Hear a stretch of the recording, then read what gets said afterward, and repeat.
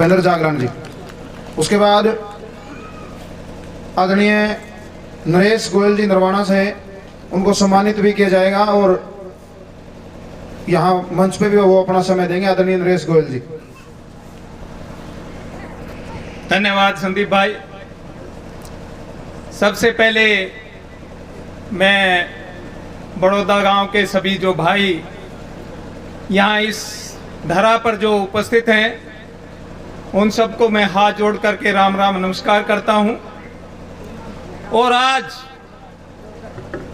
जो नेताजी सुभाष चंद्र बोस की जो जयंती है 125वीं जयंती की मैं आप सबको बधाई भी देता हूं। अब जो बात चली यहाँ पर किसानी की, किसान आंदोलन जो लगभग 1 साल तक चला और उस 1 साल में इस आंदोलन के अंदर बहुत से उतार चढ़ाव भी आए। सरकार ने आपके ऊपर आरोप लगाए, आपके जो अगवा करता थे उनके ऊपर भी जो है सरकार ने लांछनें लगाई, परंतु आप अपनी निष्ठा के साथ और पूरी एकजुटता के साथ जो है आप डटे रहे और इस आंदोलन के अंदर कामयाबी हासिल की। जो 3 काले कानून सरकार लेकर के आई वो उनको वापस करवाया। परंतु भाई अभिमन्यु कोहाड़ ने एक बात आपको कही कि अभी ये इसको के लिए आंदोलित होने की जरूरत नहीं आप सबको कि भाई हम आंदोलन तो जीत गए, लेकिन खुशी आंदोलन की तब जो है पूरी होगी जब किसान की सभी मांगे पूरी हो जाएं। क्योंकि अभी तक जितनी भी सरकारें आई किसान हितैषी सरकार कोई नहीं आई और ना ही कोई चौधरी छोटू राम जैसा जो है किसानों का नेता जिसने अंग्रेजों को भी जो है मजबूर कर दिया था अपनी फसलों के रेट बढ़ाने के लिए। अब जो आगे हमारी जो लड़ाई एमएसपी की, भाई अभिमन्यु कोहाड़ ने कहा कि एमएसपी की लड़ाई, जो फसलों के भाव की लड़ाई जो मुख्य है हमारे लिए, वो अभी बाकी है और ये सरकार उतनी आसानी से इसको मानने वाली नहीं। तो एक बार फिर से जो है आंदोलन के लिए आपको कमर कसनी पड़ेगी, इसके लिए भी आपको तैयार रहना पड़ेगा।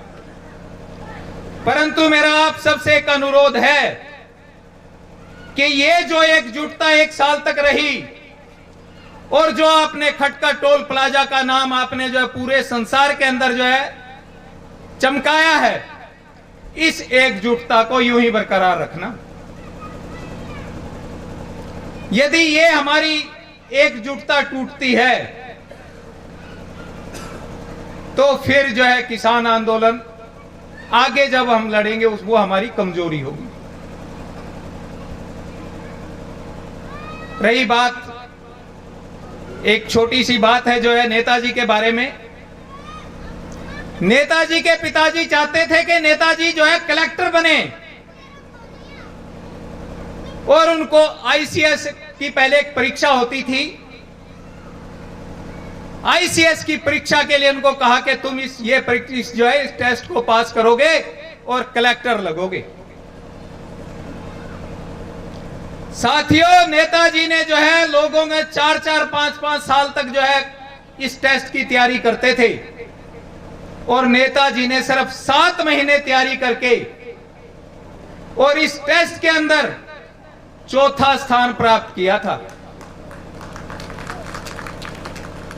और जब उनको कलेक्टर की पदवी मिल गई तो उन्होंने अपने इस्तीफे के अंदर क्या लिखा था कि मैं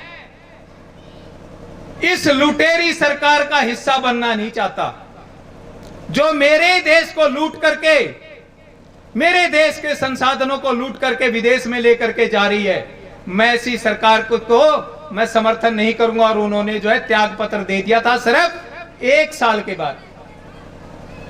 और अपने पिताजी को यह कहा था कि मैं जो है आजादी की लड़ाई के अंदर कूदूंगा और इस देश को आजाद कराऊंगा, देश के जो लुटेरे हैं इनसे इस देश को बचाऊंगा। और वही एक कड़ी उस दिन से जो है उन्होंने देश को छोड़ा और उसके बाद आगे इनकी आपने सबको पता है आजाद हिंद सेना का निर्माण होना, और उसके बाद जो है जो अपने पूर्वांचल पूर्वी साइड से जो है देश के अंदर आना, और अंग्रेजों के ऊपर उसी चीज का सबसे ज्यादा दबाव था कि अब जो है लोग जागृत हो चुके हैं और तुम्हारा शासन लंबे टाइम तक नहीं चल सकता, और इसीलिए वो सहमत हुए थे।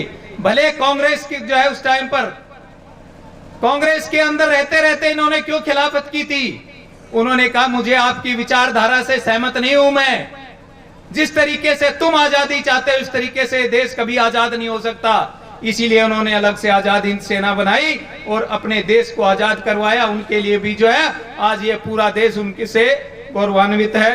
धन्यवाद। जय किसान।